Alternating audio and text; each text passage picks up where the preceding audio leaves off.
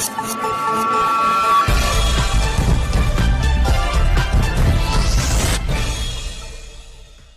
ವೀಕ್ಷಕರೇ, HTV news ಕನ್ನಡಗೆ ಸ್ವಾಗತ. ನಾನು ಅದ್ವಿಕಾ.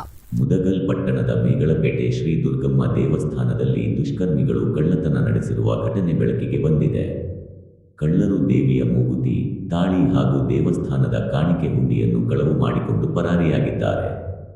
ಘಟನೆ ತಿಳಿಯುತ್ತಿದ್ದಂತೆಯೇ ದೇವಸ್ಥಾನದ ಆಡಳಿತ ಮಂಡಳಿ ಹಾಗೂ ಭಕ್ತರು ಸ್ಥಳಕ್ಕೆ ಆಗಮಿಸಿ ಆಕ್ರೋಶ ವ್ಯಕ್ತಪಡಿಸಿದರು.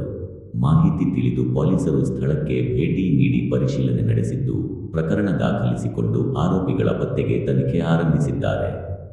ದೇವಸ್ಥಾನದಲ್ಲಿ ನಡೆದ ಈ ಕಳ್ಳತನದ ಘಟನೆ ಭಕ್ತರಲ್ಲಿ ಆತಂಕ ಮತ್ತು ಆಕ್ರೋಶಕ್ಕೆ ಕಾರಣವಾಗಿದ್ದು, ಶೀಘ್ರದಲ್ಲೇ ಆರೋಪಿಗಳನ್ನು ಬಂಧಿಸಿ ಕಳವಾದ ವಸ್ತುಗಳನ್ನು ವಶಪಡಿಸಿಕೊಳ್ಳುವಂತೆ ಸಾರ್ವಜನಿಕರು ಆಗ್ರಹಿಸಿದ್ದಾರೆ.